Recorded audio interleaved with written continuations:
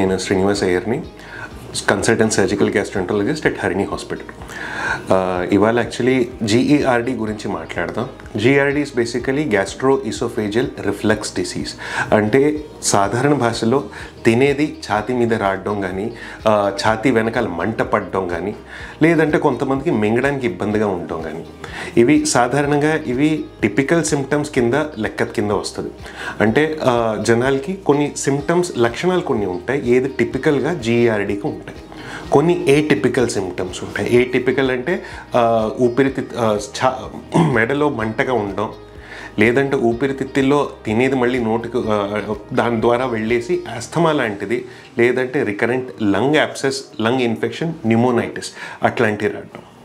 So ప్రతి పేషెంట్కి ఎప్పుడు ఇలాంటి లక్షణాలు వస్తాయో వాళ్ళని కొన్నిసార్లు మేము పరీక్ష చేయాల్సి వస్తుంది.